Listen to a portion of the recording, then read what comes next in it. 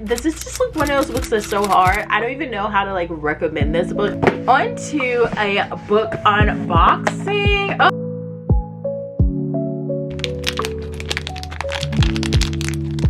I built another Legos. I haven't read like by a male author in so long that my brain is kind of like, okay, we're like enjoying this, but like it's not giving.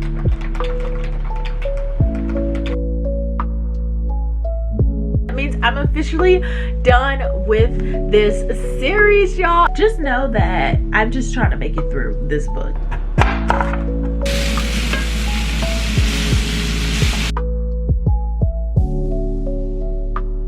Yeah, I'm so in love with this book. Like, I'm so in love, like, y'all. I feel like this is a book that I would never have picked up on my own.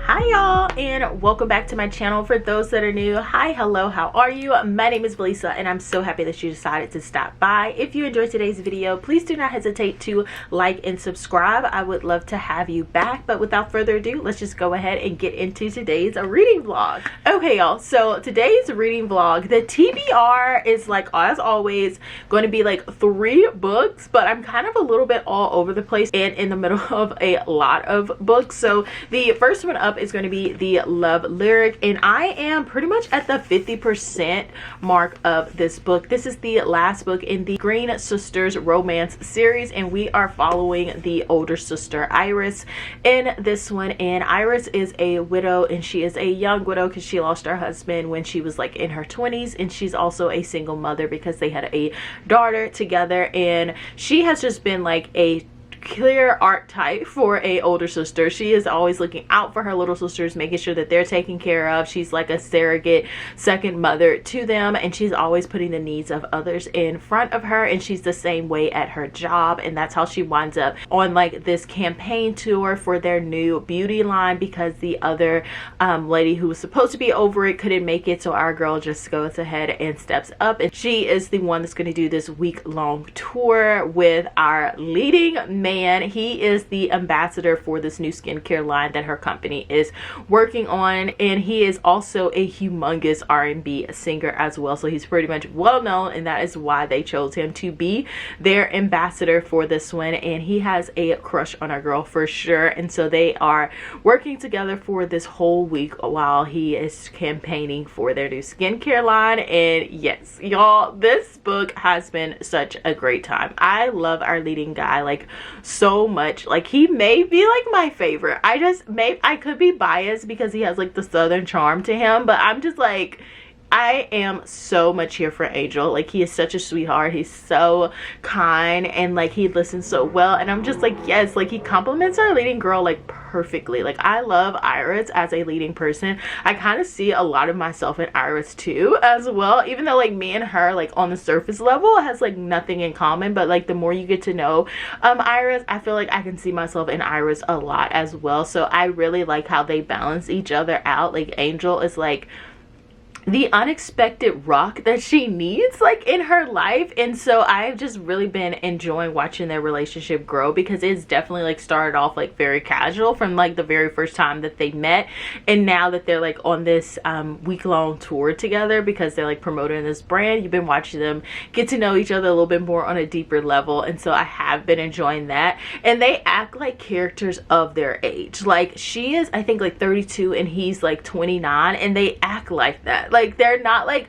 playing around like little games or stuff. Like, there was this moment where she asked him like how he felt about her type of thing, and then he could have easily been like played it down a little bit, but like he was very just like upfront about it. And I'm just like, yes, we love that over here. Like, we absolutely love that over here. And so I've just really been enjoying this one. I am interested to see, like, I feel like this is just like the second book, the partner plot, and where I'm like, okay, I'm rooting for y'all, even though I don't know how this is gonna work out. Like, at the end of the day, she is a single mom and she needs like stability in her life, and he is like a famous touring R&B singer, so it's kind of hard for him to like give that necessarily. Like, I'm very interested to see like how they operate outside of this little bubble that they're having. But yeah, so far so good. Like, literally I only have like amazing things to say about this, and I'm so happy that this book is turning out to be really great. And this one may be my favorite out of the three, which is like shocking because I absolutely love the first one because our leading characters both had like a love for books. So I mean, hello. But the fact that like this one is kind of coming out the blue for me and has like the potential of like being a fave, I'm like, okay, I definitely could see it. So needless to say, I am loving this one. The second book on my TBR, which is like my ebook slash audiobook, and that is going to be Ruthless Vows. This is the second book in the Letters of Enchantment duology, and if you saw my like previous reading vlogs, you know that I absolutely love the first book, Divine Rivals. I gave it like 5 stars all the way around. The writing was beautiful, the characters were wonderful, like I loved it so much, and that ending hit my like jaw on the floor. So I'm really excited to continue on with this duology with Ruthless Vows. So I of course can't tell you like what Ruthless Vows is about, but I can give you like a gist of like what the whole series has been about. So pretty much they live in this world where like the two gods are like battling each other, and like part of like the country is for one god and the other part is for the other god that they're supporting and everything. So this country is like in the midst of a war, and our girl, she winds up becoming like a journalist, and so each of the gods like need like a journalist to kind of push out their propaganda. Insert like our leading character. So our leading girl, whose name is like Iris too, so I have like 2 Irises in this reading vlog who are in like books, but our leading girl Iris in this one, she is a journalist and she's trying to make her way like at the top of it, and she wants to write like meaningful things because her brother has been enlisted in the war, like he enlisted himself in there, and so the war is kind of like near and dear to her heart because her brother is actively fighting in it, and so she wants to be like more involved and like understand like what's going on in the war and like how this is really affecting people. And our leading guy, like he just has like a love for like words as well, and so he's a journalist too, and he sees like her passion and the way that like this is just more than just trying to like get promotion and get to the top of like the journaling world, and like how this is like a true passion. And so the two of them end up getting more involved in this war, and as they start to explore the stories that are about this war, they realize like there's so much more to it than what they originally thought. And like, not that that's not enough, but then on top of that we have like this whole romance scenario going on as well, because our girl has been writing these letters to her brother and she puts them underneath like her wardrobe and they disappear, but she's never received a letter back, and now like she has started to like receive letters back as well, and they're not from her brother. So it's just, yeah, that book is so stunning. But we're, like I said, we're just continuing off where the ending of that one left, which was just, like I said, like floor, like jaw on the floor dropped. I'm still trying to like get my footing on like how this book is like a little bit different, like the writing style is, and this one is a lot more different than like the first one is. And I just think like that's also because like of the context of this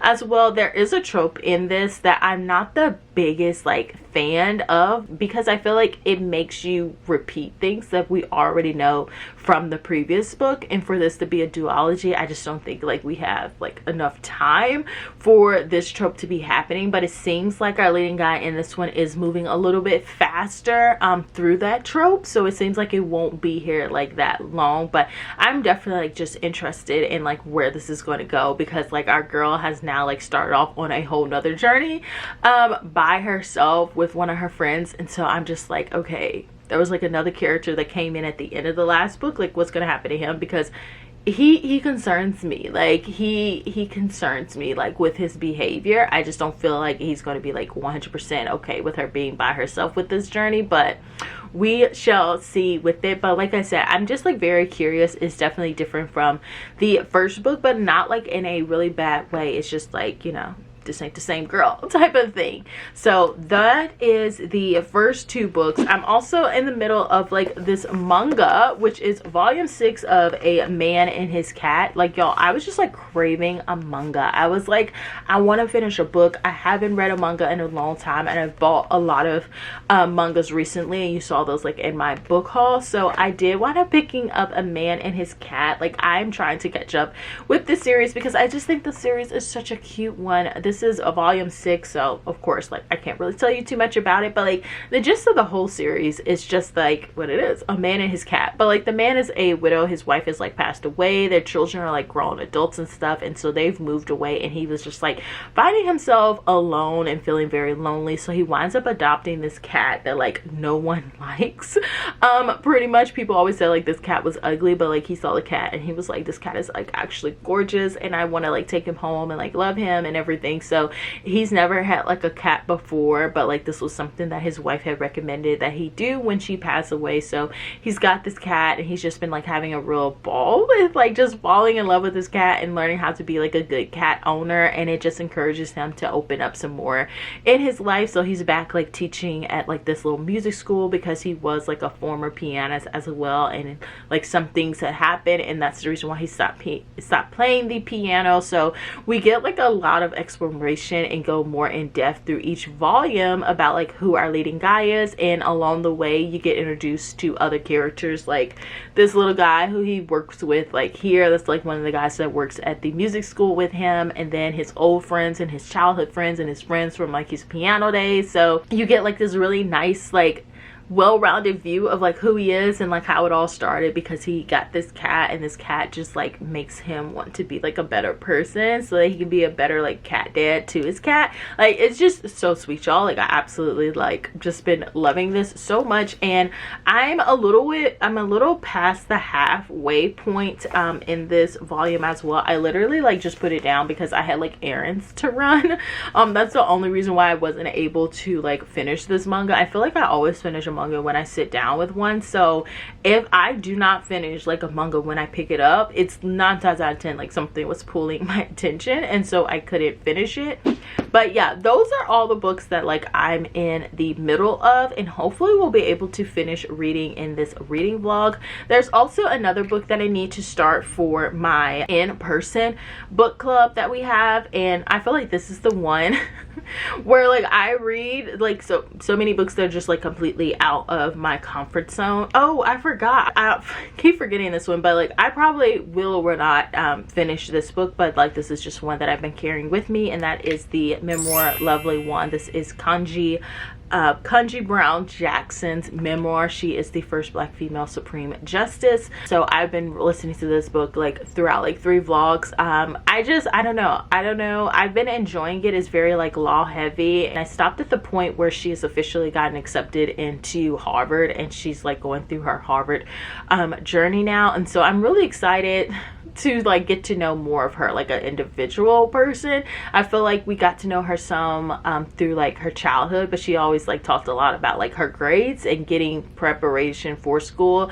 So I don't know if that's going to change. I honestly think it's not, because she got to go to like finish undergrad, and then she got to go to law school. So I don't know, I feel like this is just like very much like career focus a lot. Like, even when she talks about personal things, she also brings in like a political case or some type of case that like relates to it, which, like I said, I feel like it's on brand for like who she is and like her job, that she is like a Supreme Court justice. So it makes sense that like she would be like bringing up a lot of cases and stuff. But for someone like me who's like not like really big on law, and that's just not my favorite like interest or so that's just like a personal thing. So that is one book that I have on here, and the other book I honestly won't even have like a summary for y'all, but I will if I do start reading this book.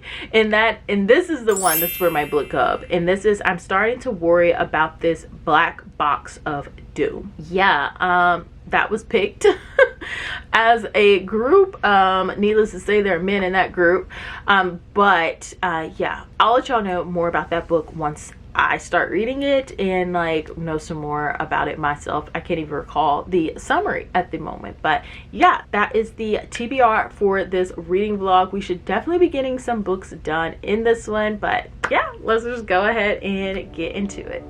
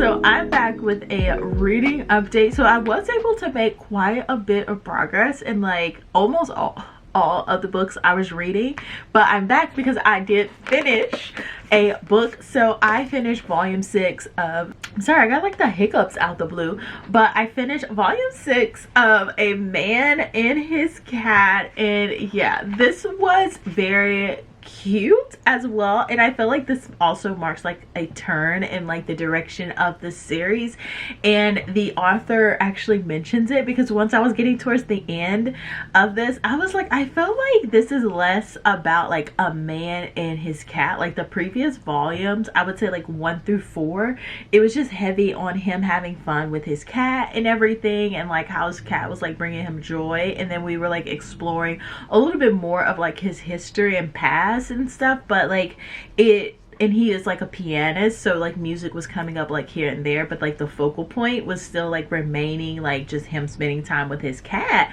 But in this volume, it got like heavy with like the music aspect of this series and like the other characters and their involvement in music and like following their journey and their history. So it felt like a lot of music aspect was happening in this and less of like with the cats. Like the cats didn't have as many like scenes as they used to. Like in the previous volumes, we'll have like a whole chapter of him just like playing with his cat and doing like silly things around the house, but like in this one, it was not a lot of that. It will be like 4 pages or so, and then it'll jump back into like this new heart of the story, which is like the love of music and all of these people and their like bond with music, and some of them have like a healthy relationship with it, some of them do not have a good relationship with it, and like how their peers have made them feel, their parents have made them feel, and why they're into music and why did they choose the piano. So we just really deep dive into a lot of aspects about music in relation to these characters, and not so much that they're just like cat owners or whatever. So I saw that happening, and then once you get to the end of it, the author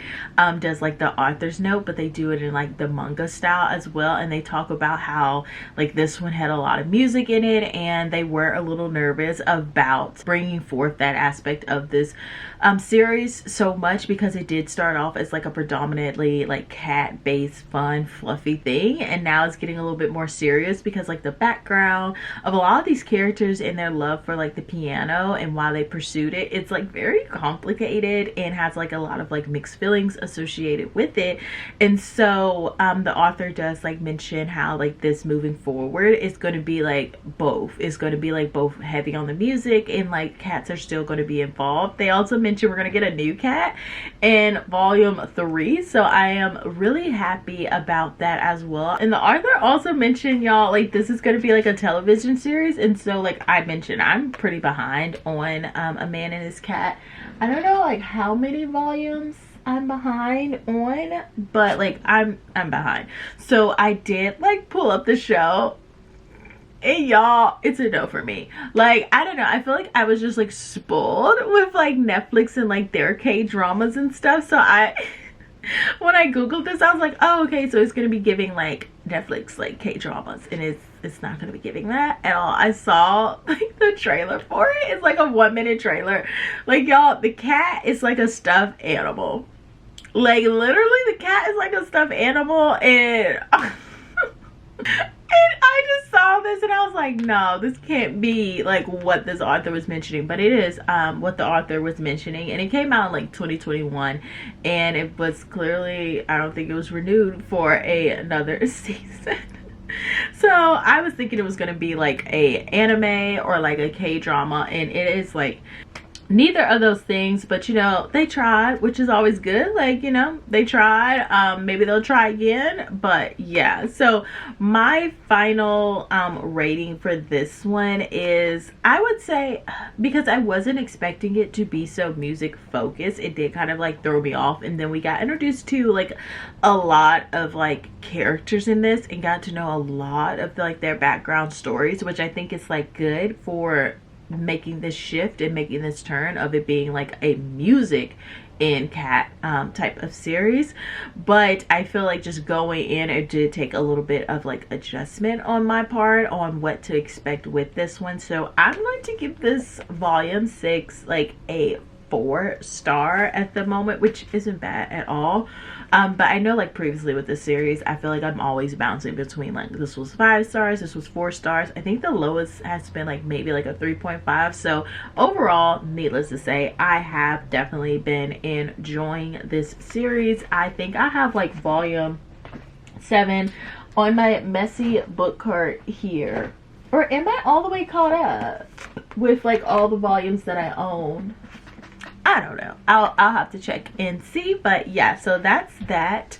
The other book I had done a lot of reading in is going to be Ruthless Vows. So yeah, they have this trope, and I cannot tell y'all what the trope is because it will ruin the end of the first book, but I literally despise this trope, and it seems to always make an appearance in like YA fantasy. So like anyone who's read this, like they know what trope I'm talking about, and it makes it very frustrating when they reuse, like when they do this trope, because it's like we're reliving like the plot again, but just like in reverse. Like the other person now is the one that's like have to lead the charge, and in the first book the other person was leading the charge. In the first book, like Roman was the one that had like key information and was withholding it from Iris and was trying to like get Iris to like know about it. And now in this one, it's like Iris, she's the one that like knows like the history and the information, and she's trying to get like Roman to understand it as well. And so yeah, it's just been like very frustrating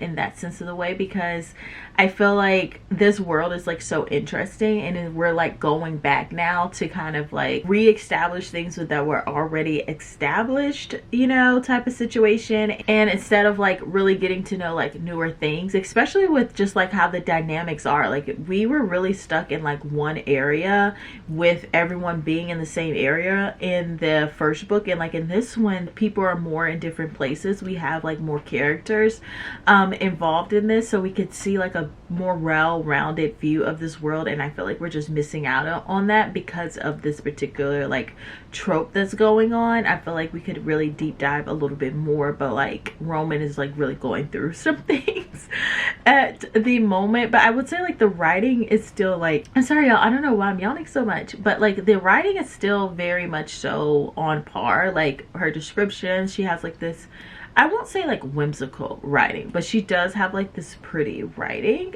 with the way that she expressed things. But I feel like we have so many like moving pieces as is, with like Roman's father, with the war itself, with things really coming to a climax with the war, and what's going to happen to the city of Oath, and all of this situations that are going on, and these new side characters as well. I just feel like having this trope here kind of makes it a little bit more frustrating to enjoy the other elements of the story that's going on in it. And so that's like a little, like I said, I feel like that's just really frustrating, and I can't really like express why it is like frustrating to me, because I don't want to like ruin the first book for anyone who's interested in reading the first book. But yeah, just know that I'm just trying to make it through this book. It is like very disappointing, because the first book I gave like 5 stars to. I thought it was like absolutely wonderful, and I don't think like this will be like against the author, and I'll be like, I'm never reading another book by this author, because I do believe she has another new book coming out, and so I would definitely like give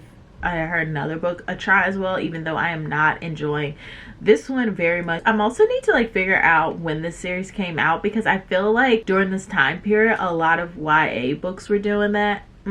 Stop. This book, Ruthless Vows, was a Goodreads Choice 2024 winner. I feel like the girls were just on a daze. I feel like that's what it is. I feel like the girls were in a daze from Divine Rivals, and they were just like eating this up.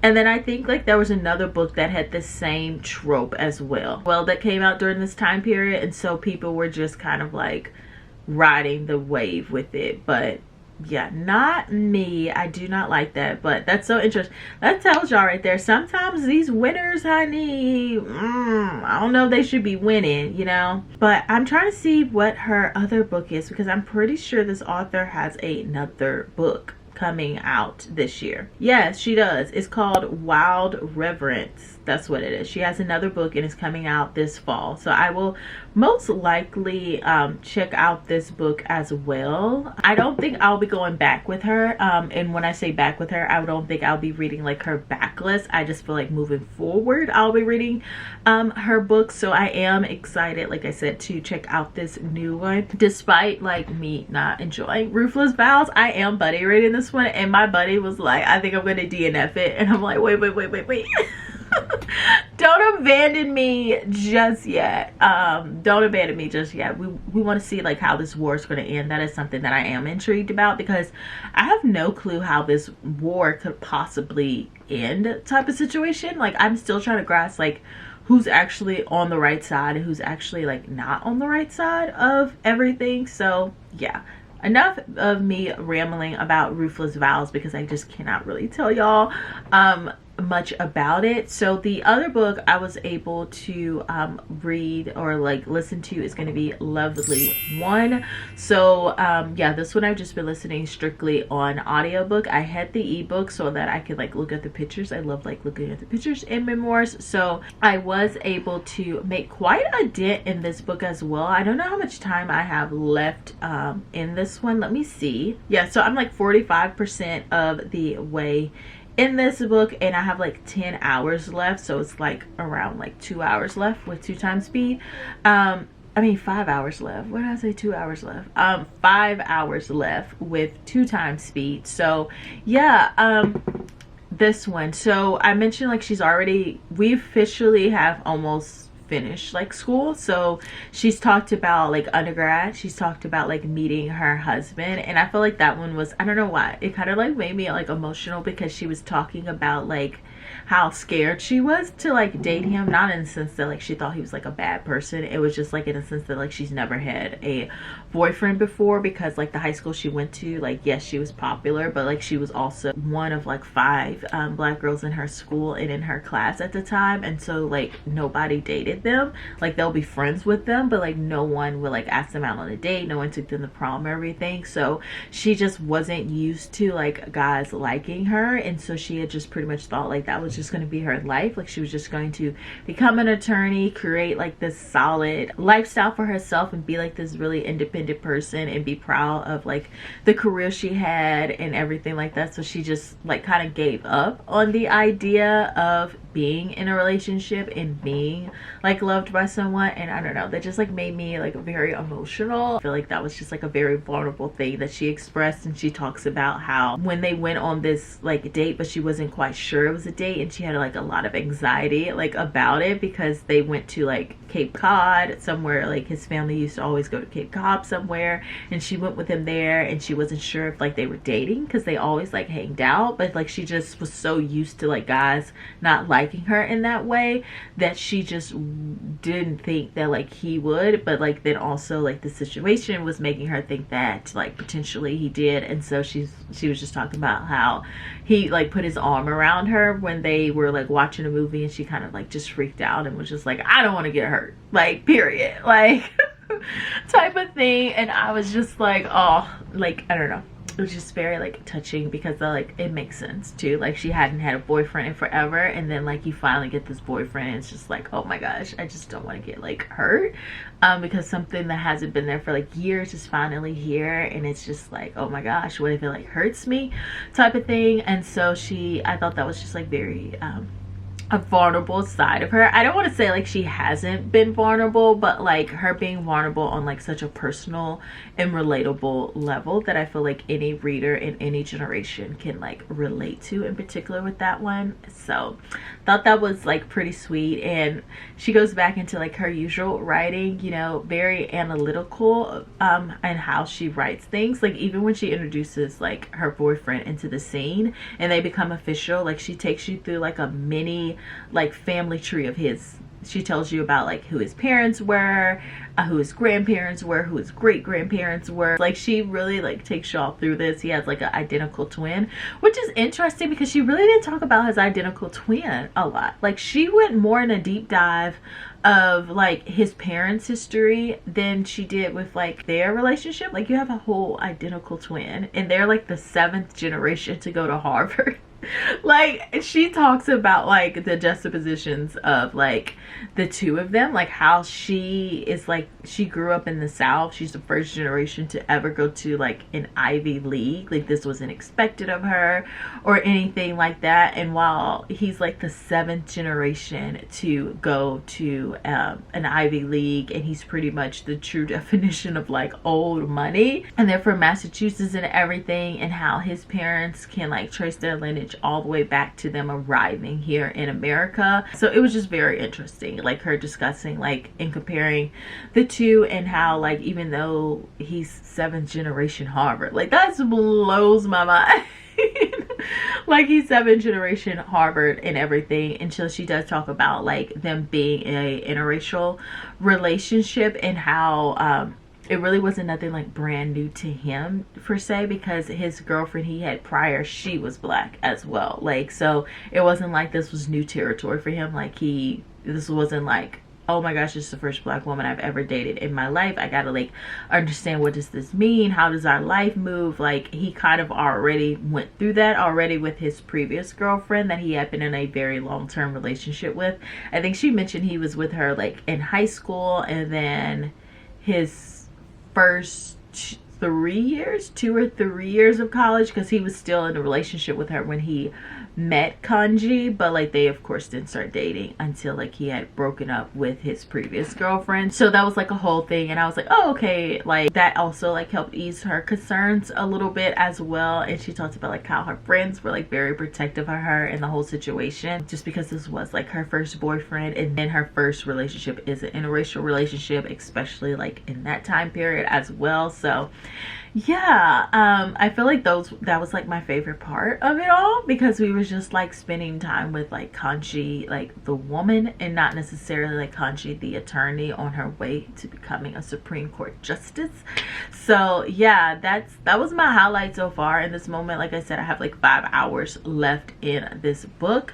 The other book I read some more of is gonna be The Love Lyric. My physical copy is like in my bedroom at the moment, but yeah, I'm so in love with this book. Like, I'm so in love. Like, y'all, there was like a chapter in here, and I was reading it and I was giggling. Like, I was like, oh my gosh, like, girlie, I'm so happy for you. Like, I was just vibing with this so much. I love Angel so much. Like, I think he is such a sweetheart, and I'm just so happy that like the both of them are a match, because I liked him when he had his like brief appearance in the previous sisters books, and I was like, oh, he seems like a little sweetheart. And so when it came forth that like him and Iris were gonna be a couple, I was just here for it. But of course they had their own storylines as like individuals, what they're going through. So like Angel's mom is like very religious, and she's not supportive of him in this career, and so it really takes a strain on their relationship, and he can't like quite be like himself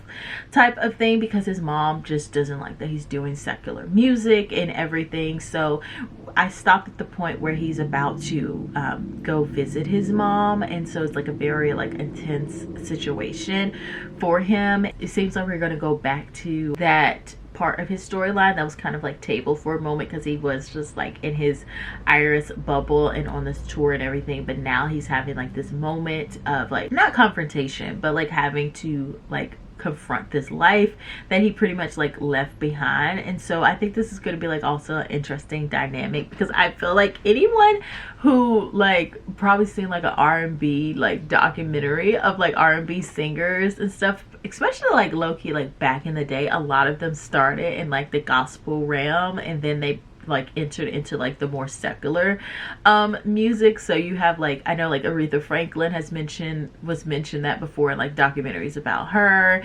You have like Whitney Houston's, like that's been mentioned a little bit here and there too. Like they usually start in like the churches, and then they wind up getting into secular music, and sometimes it does cause like a strain between them and their family with it. So it's interesting. I feel like this is the first time I'm reading about a conflict like this in like written form, but I think she's like doing like a really good job on it. I'm just so nervous for Angel, because like I want him to have like a good relationship with his mom.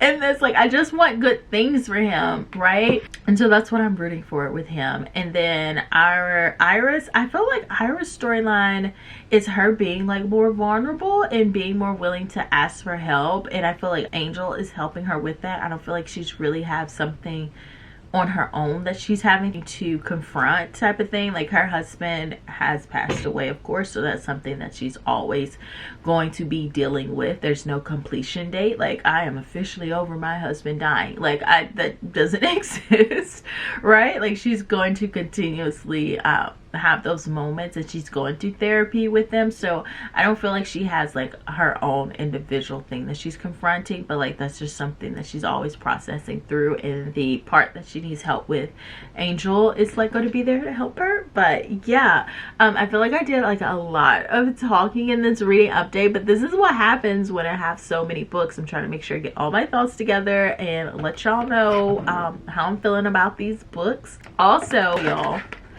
I built another Lego. So I bought these brick heads, and so they're just pretty much like these little characters in their like Lego form. And I'm not gonna collect like a lot of these. Like, I saw a few of like the Disney ones. I say that now, y'all. I say that now and watch them release like a lot of cute stuff, and I'm like, I have all these brick heads. And so yeah, I'm really excited about this. So I was watching TV and I was like, I want to do something, because I hadn't finished reading this book yet, so there wasn't another row for me to add on my reading blanket. So I wound up building a brick head, and I just want to show y'all, like, look how cute. It's Eeyore, and his little legs, they move, and he has like this little stand, of course. Like, how cute is he? And then his tail, like, this is him from the back. Like, how freaking cute. I just think the Lego engineers, like, they impress me so much, y'all, because when you pour these pieces out, it'd be like, how this gonna turn into that? And then you just keep building, and it does. But I had to get this one. Like, this is the first like Winnie the Pooh brickhead that they've created, so I'm hoping they'll have like Pooh and Piglet, because those are my two faves. But this is just so cute, and I just really wanted to show this with y'all, since, you know, like I said, Legos are becoming my new hobby for me, for sure. I'm trying to be like very strategic. Right now we're just focusing on like Disney things, things that you can like hang up, and like Spider-Man at the moment. But those are the main focus. But this is just so cute, and I wanted to share him with y'all. Look at the cutie. Look at the cutie. But yeah, that is my reading update, and I will check back in with y'all later. I hope y'all are okay with these long reading updates, because yeah, apparently I talk a lot when I talk about books. So I hope we're all good with these long reading updates. But I will check back in with y'all later. Bye.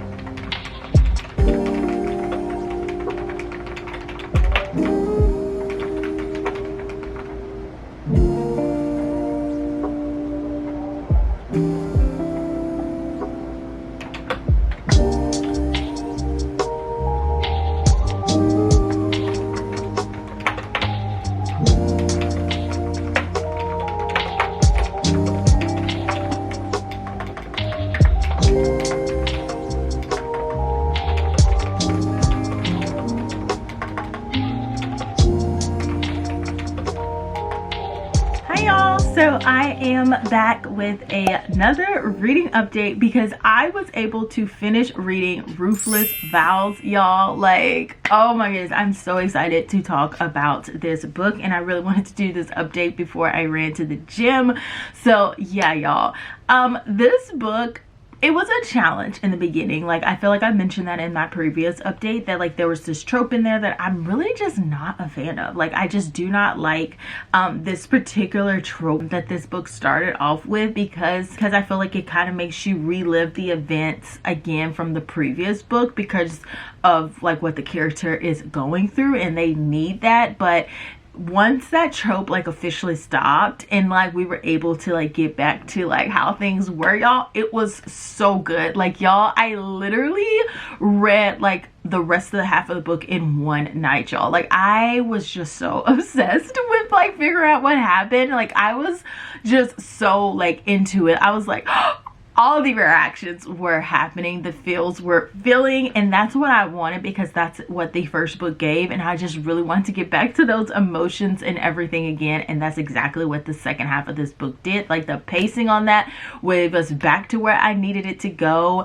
Like, our two characters, like, oh, it is just literally so stunning and so well done, and I just feel like this turned out to be a really great duology, and it definitely delivered. Like, as a beginner YA fantasy, I think she did a great job of like not creating this super expansive world that could be like overbearing for the reader to like really grasp and to get a hold of. So I was just like very happy with the way that this turned out. So for anyone who like starts reading this one, they're like, oh my goodness, I don't like this trope either, like, just push through. Like, I promise it's not gonna last very long, and if you just like go ahead and push through, your mind is gonna be blown and you're gonna be like so happy and like so excited to make it through this book. So I guess like, what is my final rating for this book?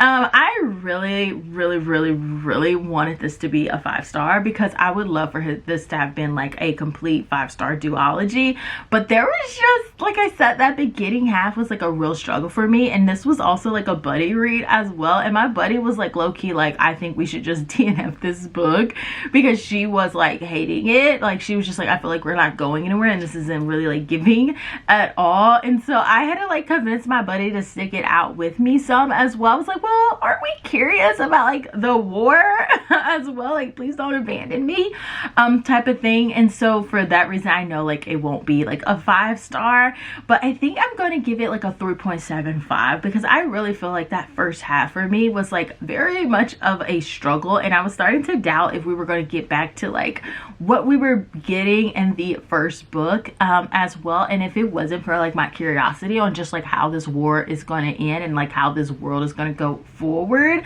and like our two leading characters and stuff, like all the important things, I guess, kept me going, even though like this trope was like really bringing it down. So I think like overall I'm gonna give this like a 3.75, which makes like, what does that make the series? If I gave like the first book a 5 and then this one a 3.75, what is like the average rating for this series? A 4.375. Okay, so that's not bad at all. So that's like what this duology is pretty much like a 4-star duology, which is really good. But yeah, I enjoyed this one. I'm also have like ordered the hardcover because, y'all, when I was reading the beginning of this, I was like, I'm just gonna have to make peace with only having one of the physical books to this duology, because I was like, I don't know if I'm gonna even like Ruthless Vows, but like that second half just like really came through and like picked up this rating, my hopes, my everything for this book. It really did an amazing job with that. So I did wind up ordering the second book so I could have the completed physical duology on my shelves. Also, y'all, I was able to do a lot of reading of the love lyric. I haven't got to the point where I'm like finished with this one. I think I still have like 60-ish pages left in order to finish this one, but I still love this. Like, I love the love lyrics so much. It's such a solid end to this series. I really love our leading woman, Iris. I feel like I can relate to her like a lot on a lot of the things that she's going through, which is so funny because I'm not a widow or a single mom, but like I find her the one that I can relate to the most, just because like a lot of the internal things that she's like trying to overcome and like she's working through, and she's like very self-aware of like how she's getting in the way of her own happiness and everything, but like it's still very hard for her to like stop doing that and everything. So I am definitely really just enjoying her story. Angel is such a softie. Like I just really love like the way that his character's written, like how he is so appreciative of like this journey that he's on and like all his fans and like this opportunity, and like how he still wants to be like very true to himself, like in the midst of trying to like please everyone and like their demands, and like trying to find his own voice, and not like always trying to convince people to like him, but like just to be able to like accept like this is who he is. So like his journey's been really nice as well throughout this. So I love our leading guy and our leading girl in this one. They readdressed a little bit more about like his relationship with his mom in particular, because she's like very much so like against him doing like R&B music, and she wanted him to just like stick to gospel music. And so that whole scenario has like popped up again, and he's had like a moment to like really address that, and like his relationship with the church as well, because he said that like his mom, like because of who his mom is and like how she's like very much into the church, it kind of like made him have like more of a bad taste to the church, because anytime he would go into church, he felt like he was just hearing his mom's voice that like, you're not doing this right, you're not supposed to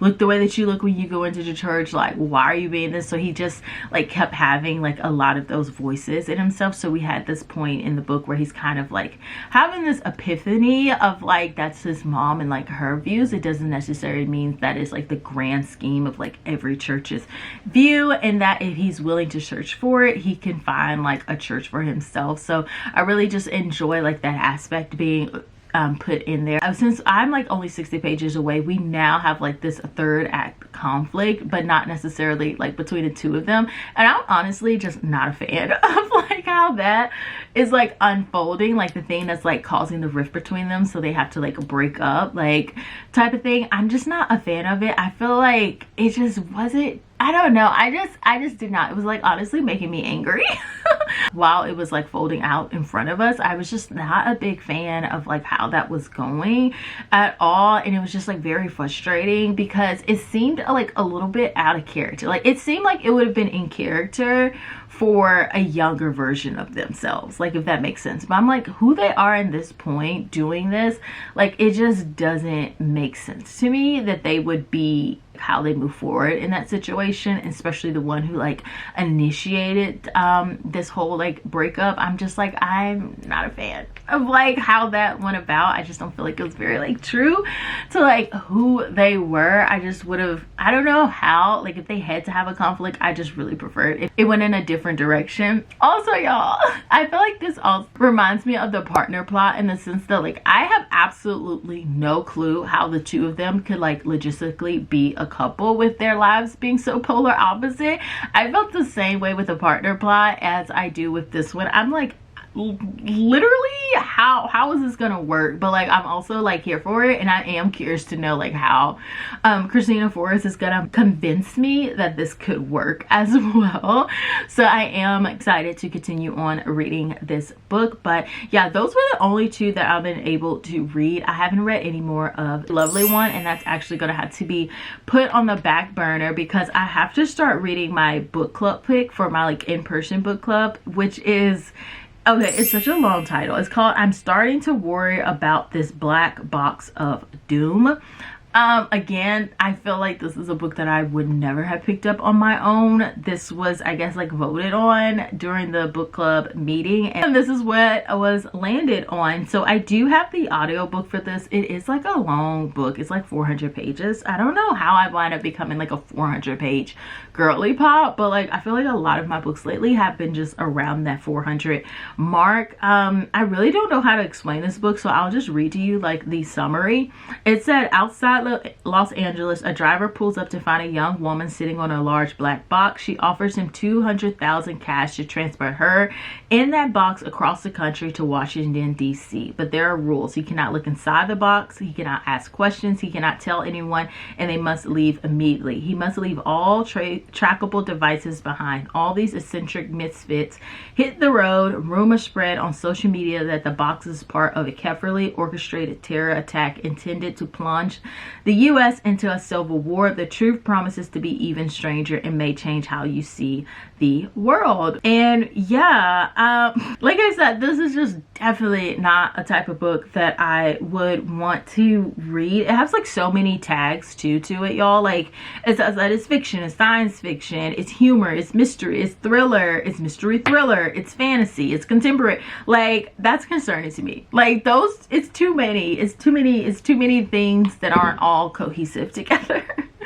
But I am going to read this one while I'm at the gym, because I do have this on audio as well as the ebook. So y'all, we shall see how I feel about this book once I get it going, because I do have like just a handful of days to read this book. And like y'all, I was supposed to start it so much earlier, but like I just could not bring myself to pick up this book. Like I'm just not a fan of like the cover of it, and the premises is giving big brain and getting politics and like political topics. Like I just don't know. I feel like I don't know, but I'm giving it a try. This book is definitely like stretching me out of my comfort zone.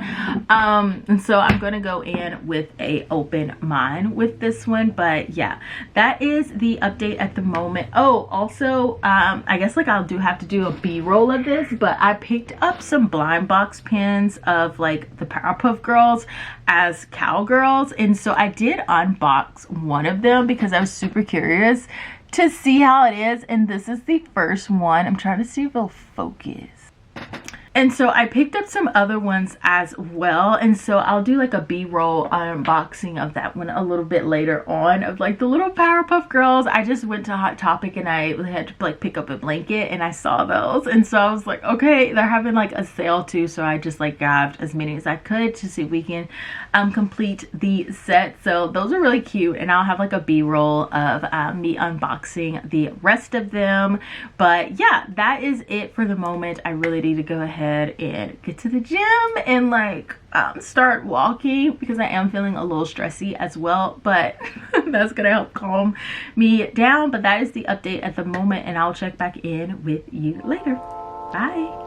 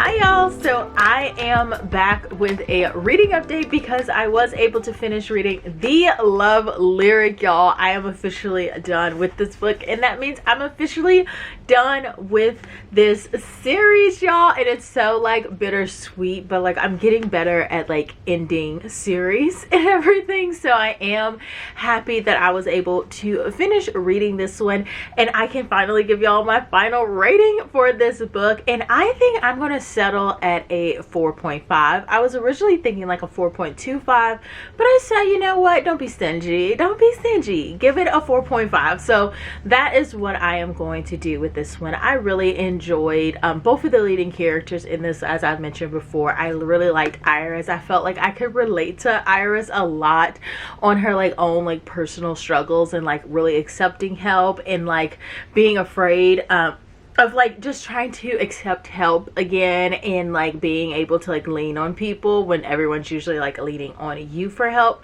and everything. I think Angel was just like such a sweetheart as well. Like he was just such like a little puppy dog, and I just really enjoyed him, and I feel like he complimented Iris on that level really well. Like of course career wise, like girl this she tried to convince us at the end that this is gonna work, but I was like, girl, there's no way like this relationship is gonna work out. But like I feel like that same thing happened with the partner plot, and you know what, you just let bygones be type of situation. So I really did just enjoy this one. The reason why it can't be like a 5-star for me, and why I was also debating it being a 4.25, for reasons I've already mentioned before, as far as like the third act conflict, when it was just like so out of character so much that it was like frustrating for me in this one. And I also feel like at the end like things just started really racing by, because I feel like we had like this steady kind of like a slow pace going for like most of like this book, and then towards the end it was like it's time to get resolutions here from in their personal lives as well as just between the both of them.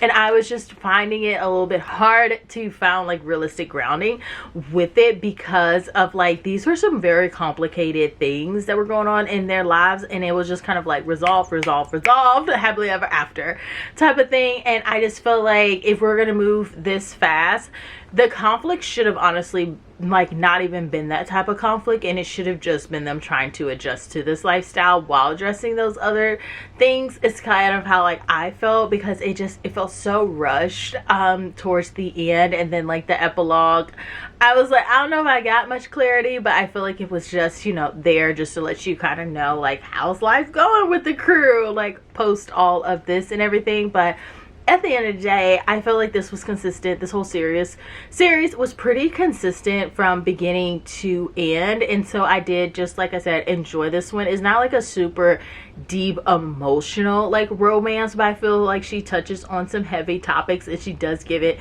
some depth, and she also keeps it light and fluffy, and she always guarantees a happily ever after, of course, at the end of hers.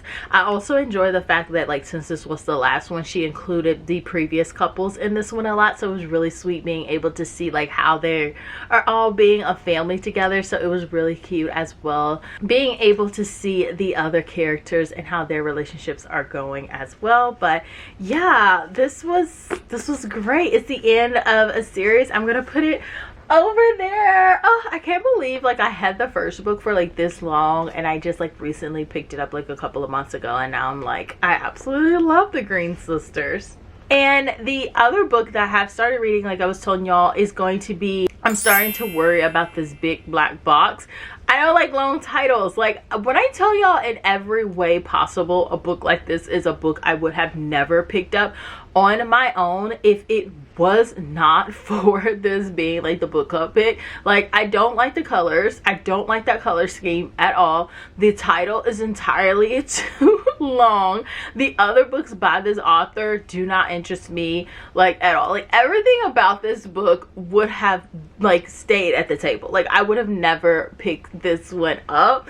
But I am shockingly, I wouldn't say like having a good time, but I'm shockingly like really intrigued with this book. I'm not that far in. I think I'm like 10% in. I was trying to prioritize finishing The Love Lyric, and I was also like tired. So I was like, I'm not doing too much reading.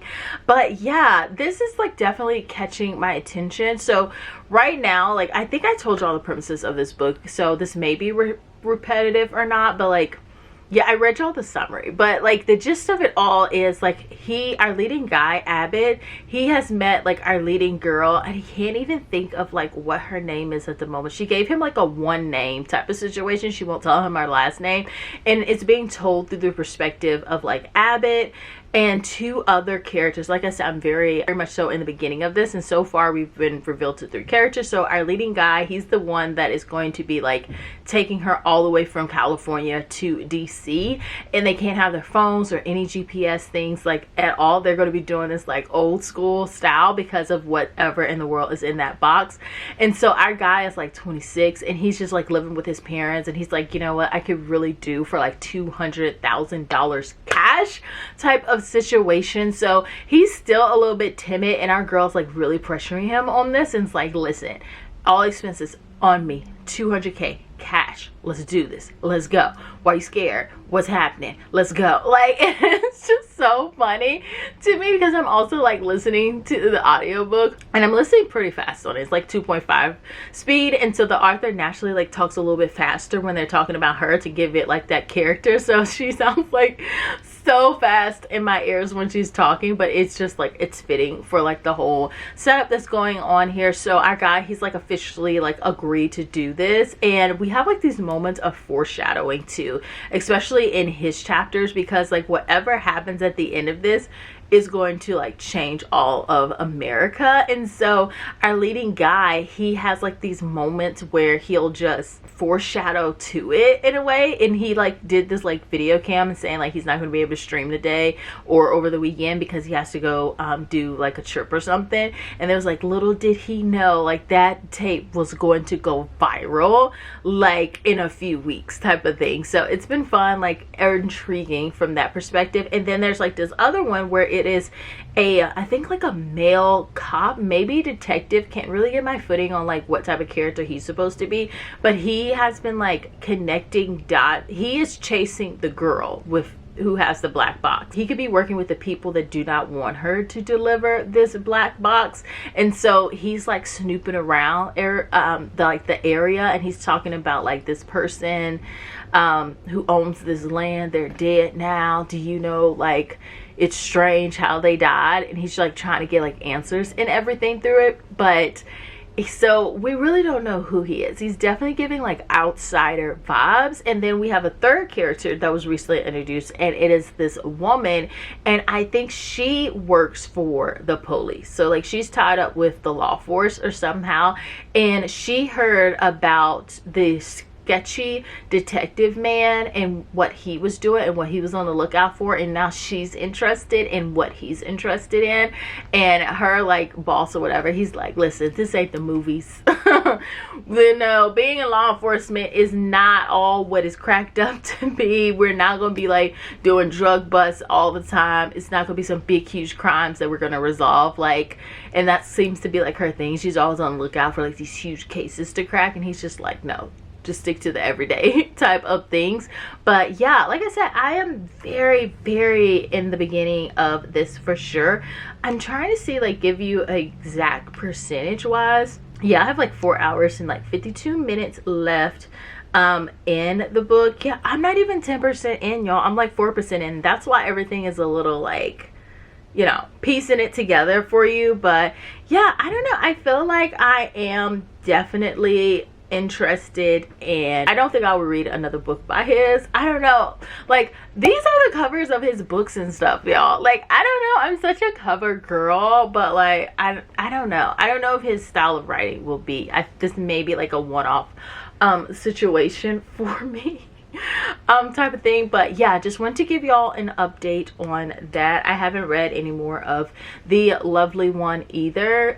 This is of course going to be my primary focus moving forward because we do have a book club meeting coming soon. But yeah, so Also, I just want to say I did not realize how much orange I wear at times. Like, y'all, I literally was like editing another vlog and I had on like orange when I started that one off as well. And then the vlog that I released prior to that one, I had wore orange. I'm like, why am I wearing this much orange? Like, I literally do not like own a lot of orange, but somehow I'm constantly finding a way to put orange in my videos.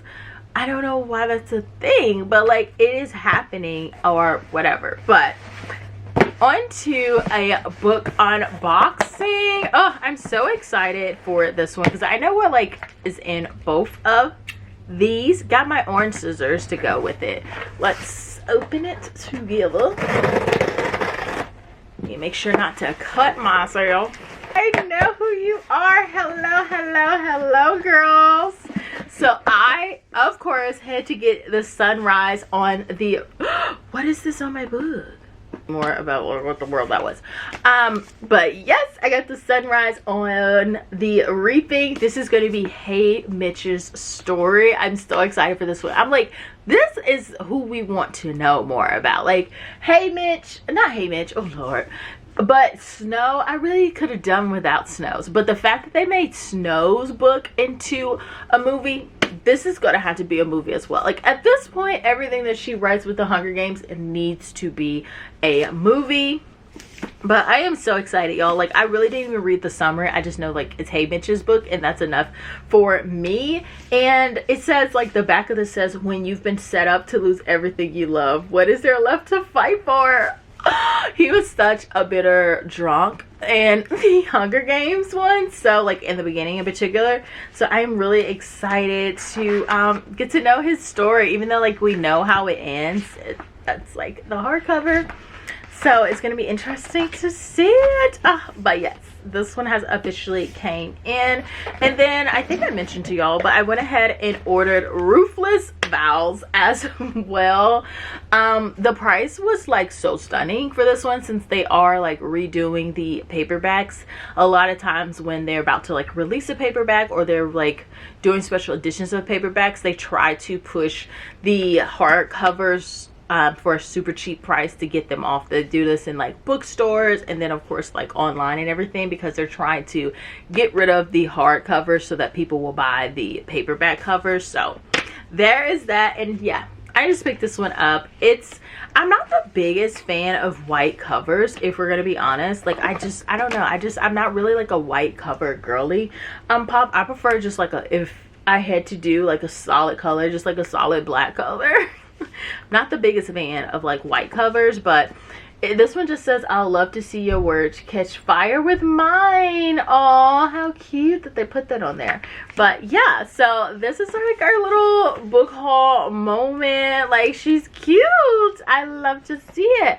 But yeah, that is my reading update at the moment. I need to throw away my little bag. So these are all my pens are like in my bag, and I need to throw this bag away.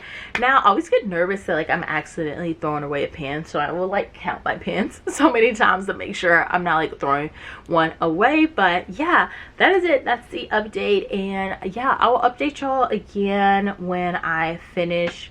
Not when I finish, I'll probably like want to speak to y'all prior to me like finishing. I'm starting to, whatever that long title name book is, I will check back in with y'all maybe like at the 50% mark of that one. Yeah, I just feel like I want to check in with you one more time before we have like the final check-in. We shall see. We shall see. Depends on how the day goes and the rest of these days go. But yeah, that is it at the moment. So bye.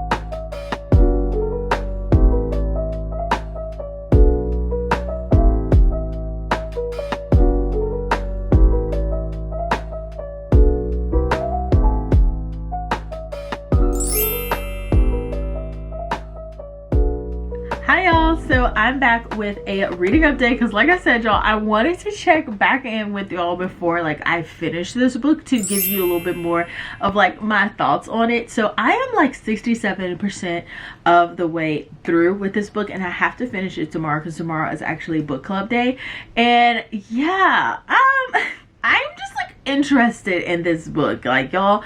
I am very interested in knowing what is in this box and all of this ruckus that has like stirred up because of it. I feel like this book like is like a commentary of like the effects of like social media and how like the unknown can like arise and cause like people to make up so many like conspiracy theories and stuff, and some of them are right and then like some of them are wrong, but it like creates chaos either which way, and like the effects of like social media and how it can cause things to get so severely out of hand as well. Because the whole time that they're on this like black box, like the whole time they're on the road trying to get this black box to where it's supposed to be, like our guy had that little video posted, and then like one of his followers was like concerned about him, and so they like reposted it and asked some questions on Reddit, and now it has like exploded into this like huge thing, and like people are thinking like this is an attack against America, and like they're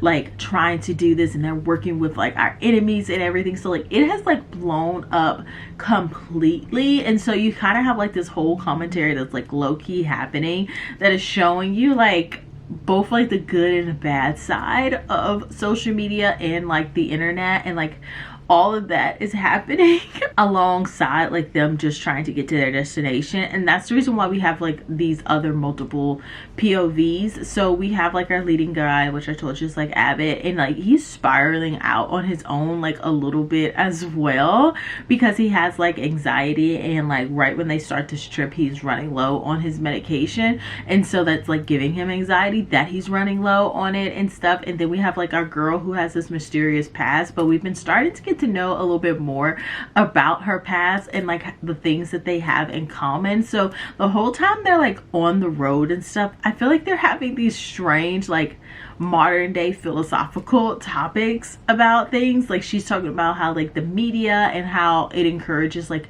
negative news type of thing. Like that's all the media wants to talk about is like the bad things that are happening in the world, and completely overlooks the good things because they're like reprogramming your brain to like be desensitized to good things and more like enticed by like bad things. Like that's like one of the topics that she had that they like had while they're driving. And so it touches on like a lot of those moments. Like during this drive they'll just have like these breakout conversations and stuff, and she'll talk to him about like how corporations are just trying to keep you stuck behind a screen, and how people are like losing communities and stuff.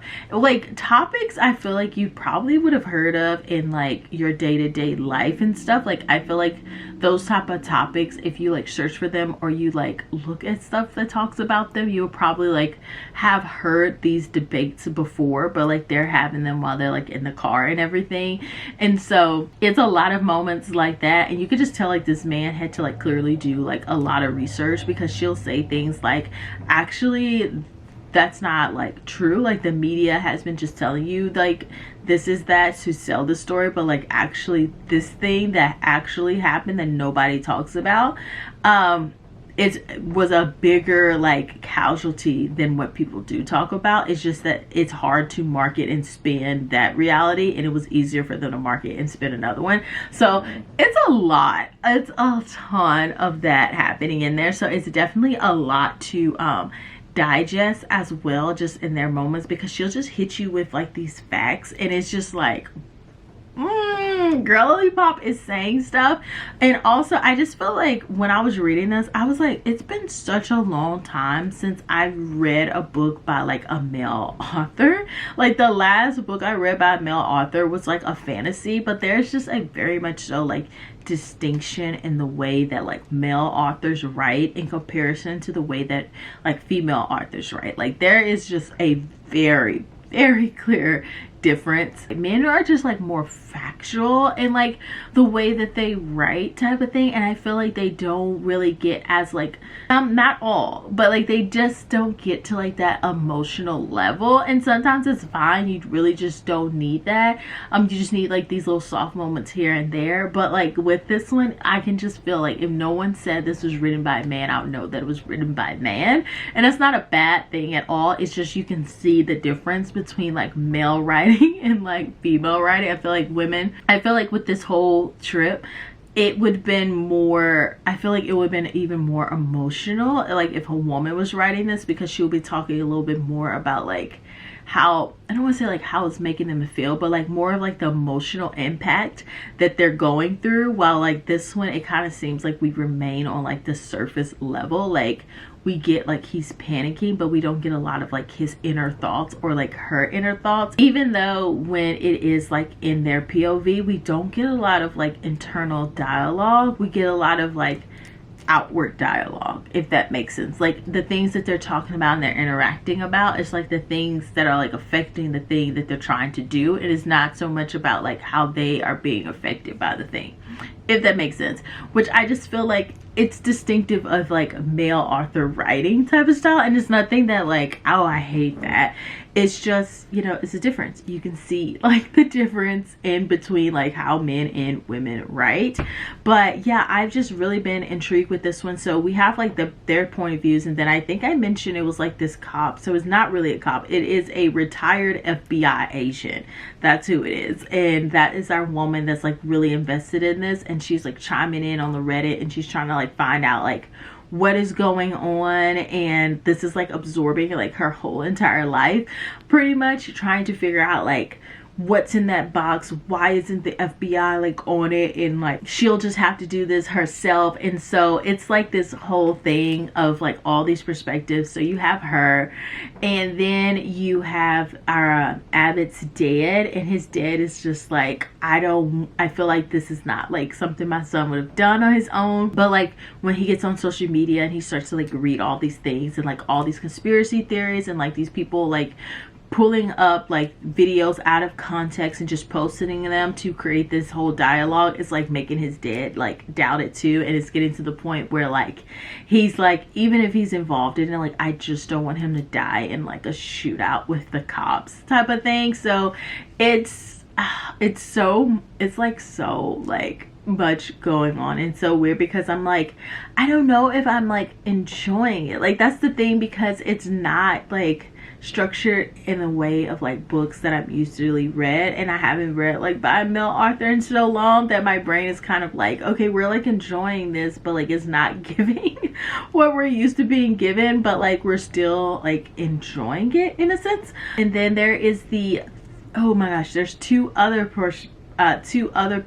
Like y'all, this is why I was so confused at the beginning when I was trying to talk to y'all about it, because there's so many POVs in this one. So I said the two leading characters, his dad and then the ex FBI agent, and then we have like one of his fans who is like honestly the one that ignited all of this one, because they posted like the Reddit like, is he okay? He's never mentioned a girlfriend, and now he's talking about like this woman is like hunking and making him leave with her. And so we're following like his storyline, because he's like more of the bystander type of thing. So you see how like these people's perspectives have been like just changing throughout the course of this, not even due to the facts. Like it is just literally due to like people telling like partial pieces of the truth, and other people just like rallying them up, and like how all these people seem to be so invested, and then like they have these moments where you kind of like zone out of it all, and people are just like don't even care. Like nobody even knows. Like he goes into a story, nobody even knows who he is, because it just kind of like touches on the fact that like sometimes you get so absorbed on something that like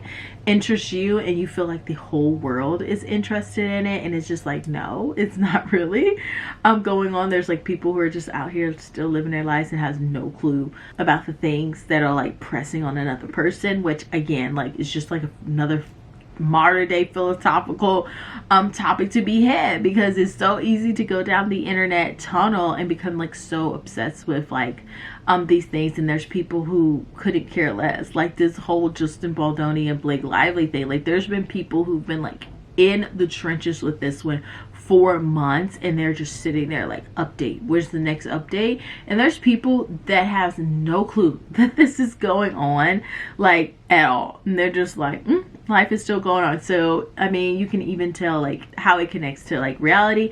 And then we have the last POV, which is like the man that is like trying to get our girl, who, because she has the box, like he's been hunting her since like the very beginning, and so we get his perspective as well through this. But yeah, y'all, I feel like this is just gonna be like a hard one for me to like rate, because I'm just interested. Like, I don't even know how to say like I'm enjoying this one, because I don't feel like it's really enjoyment. I feel like it's just intrigue to see like how this goes, and I feel like whatever's in that box is going to carry like a lot of weight on like how my final rating is for this one. But yeah, I'm just gonna anchor down and read some more of this. This narrator talks so fast, y'all. Like, I was trying to listen at like 3 times speed, especially because like I'm reading it in my hand, and I was like, oh yeah, I can do like 3 times speed, but I'm like reading along and still like comprehend and follow stuff. But I feel like this narrator, he talks so quickly when he's doing like our leading woman's voice, and like when our guy gets anxious, of course, like he'll talk very quickly, and it's just hard for me to keep track. So I'm stuck at like 2.5, and because I am listening to it on the app formerly known as Scribd, it does not have like a 2.75. Like, Audible can allow you go up like a little bit by a little bit, but like this one's like either 2.5 or like 3-point speed, so I have to just like listen on 2.5. but I feel like a 2.75 would have been perfect for me. But yeah, anyways, that is the reading update at the moment, and when I check back in with y'all, that will be the final update on everything, and I'll let y'all know my final thoughts on this one. But yeah, just had to let y'all know that, and I'll check back in with you again. Bye. Hi y'all, so I am back, y'all, for our final reading update for this video. I was able to officially finish reading I'm Starting to Worry About This Big Black Box of Doom. Literally, I will never get over that title being unnecessarily long. Like, that is entirely too long for absolutely no reason.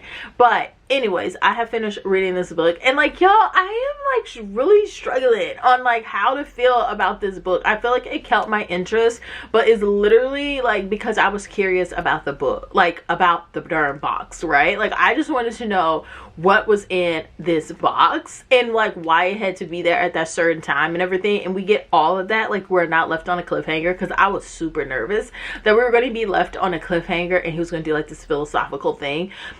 I was so nervous. I was so nervous because he came off like that type of author that would do something like that. But he did not do that, y'all. And we do find out like what is in this darn big black box of doom. And like, literally, the feelings are all over the place with that reveal as well. Like, I don't know how to feel about the reveal. Like, I don't know how to feel, like, and that's for I don't really know what I want to rate like this book. So I guess like we just gotta break it down, you know. We gotta like go old school way and break it down. How did I feel about the characters in this book? I feel like they're very one-dimensional. If I'm gonna be honest, I felt like they were one-dimensional and they could low-key be interchangeably. I don't know how to like say this, but I feel like their gender didn't matter, if that makes sense. Like, I feel like our leading girl, she didn't bring any insight that like a woman would bring to a scenario, right? And even our ex-FBI agent lady, like, she didn't come off like as a woman either. Like, he could have easily just changed her name and said that like, no, her name is not Joanne, it is John. And I feel like it would have not changed anything with her personality. I feel like it's that type of thing. I feel like all of these characters, like all of the women that were included in here, they just did not feel like women characters. Like, they could have easily been like male characters and it wouldn't have changed anything. And I feel like maybe that's because we don't get emotionally in depth with these characters, if that makes sense. I feel like we just keep it kind of like surface level, and they just keep talking about like these philosophical like views, especially like our leading girl Ether. I feel like she just kept talking about like, you know, social media, the media, like how these things affect you, how like word of mouth, how people turn this, and how you're being taught to like become screen scrollers and like all of that stuff. So it just didn't feel like, I don't know, it just really didn't give anything. And I feel like a lot of them were just, I don't know, maybe it was just a lot of talking in this book too, and that's why it was really hard for me to grasp with these characters.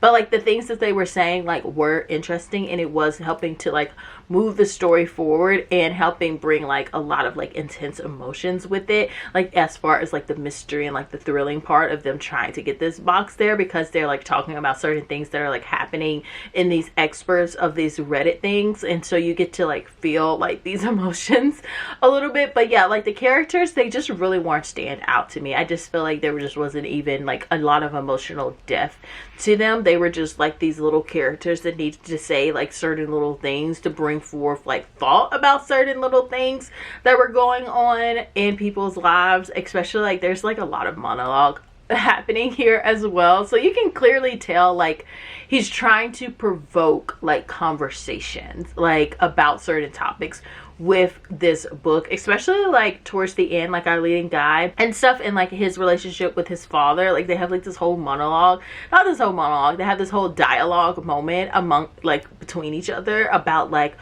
what it means to be a man, what it means to be like a man that raises children, and like how all those factors like play. And you can tell like it was a conversation that was like a topic he wanted to like raise, I guess, as well. And that happens like throughout this book a lot. Like they'll like throw these topics out like where they're driving, and it'll bring forth like this need for conversation. And I'm not mad about it at all. I just feel like because like that was like a factor, to me it came off like a factor that you really couldn't grasp like too much of like who these characters really were, type of thing. So that's one thing. And then we have like the plot of this is literally, the main plot is Girly Pop needs to get this from California over to DC by the end of like a weekend. And so we're stuck like, and there's someone else who's like after the box, and then like all of these like mysteries and stuff comes up about like what's actually in this box. Is this a terrorist attack? Like it's just so many like conspiracy theories like bloom out of this while they're going there. And it does bring forth like a lot of emotion, because some people are like taking it like dead serious, and they're like, I'm on a live cam and I'm following their car right now, and like people are trying to intervene with them getting this box there, because people have let their imagination run wild with no true basis of like anything as of well. Like there's no concrete hardcore evidence to say that like, no, this box carries something horrible. It's literally someone telling y'all how they are perceiving it and why you need to perceive it the same way. There's no facts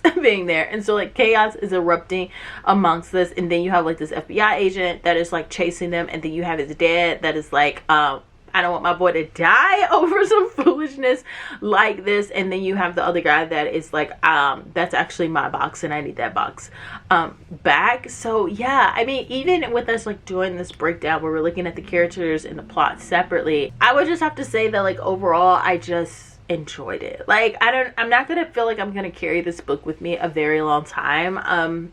It'd be interesting to hear like what everyone has to say in like book club and stuff, especially since we have like men in this book club. So it'll be interesting to see like their viewpoint on it. I feel like they would be like, I love this a lot, but like I don't know, as me, I just want a little bit more like emotion with my characters. I don't want just dialogue, especially non-emotional revealing dialogue, non-character involvement dialogue either. Like I don't feel like anything that they were really saying was telling me a lot about them necessarily. Like it would give you something. I'm not saying that like we didn't get to know anything about them, but I just feel like a 400-page book, I want to feel like I know these people, like type of thing, you know. Even if there were a lot of characters in here, we still spent like a significant amount of time with them, that I should feel some type of connection with them. But yeah, this is just like one of those books that's so hard. I don't even know how to like recommend this book. I'm just saying like if you pick it up, I don't think you'll have a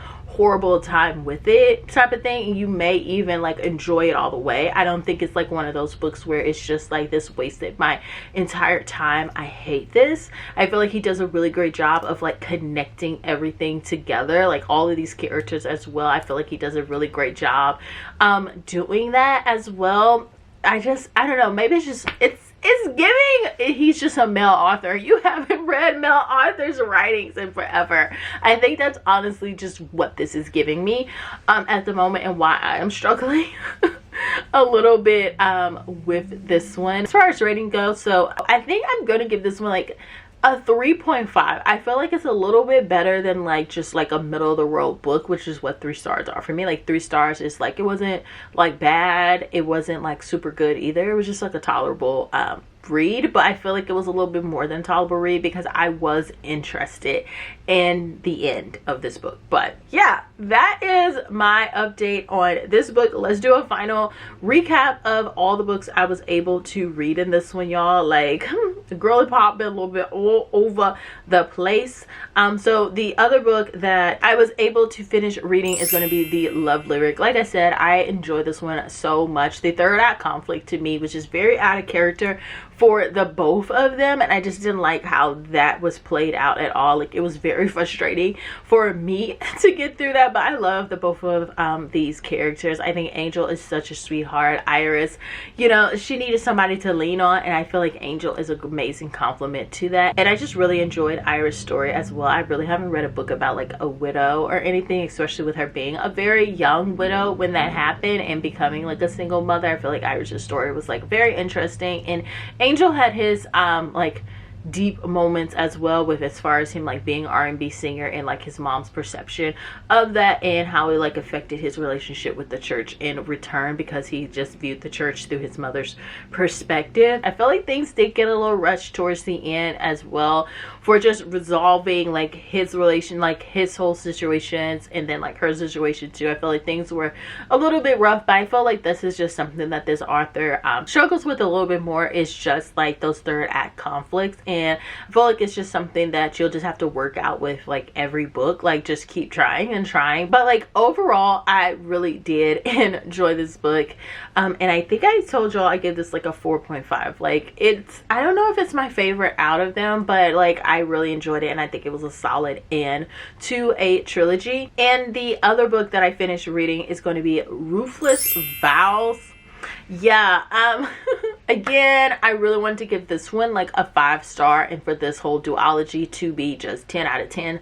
Absolutely stunning. But this one, the first half was a struggle for me because it had a trope in there that I am not a fan of. I do not like seeing that trope. I do not want that trope in any of my books, especially in like these fantasy books. It's just very hard for that trope to be done right. So I wasn't the biggest fan of that. But like once we overcame that second half, like, and entered into, overcame the first half and entered into our second half, I was like all on board. It was giving me all the emotions so like the first book gave me, and I was just really excited to see how this book turned out. So wound up giving this one a 3.75 like we discussed. And then finally, we already know I finished reading this long titled book, that one right there, and I wasn't able to finish reading I keep saying the Lovely One, but I wasn't able to finish reading Lovely One. But like we said, she's just gonna be here along for the ride. We're not in a rush to like get rid of her. She can stick around for a time period, even though like Scribd, the app formerly known as Scribd,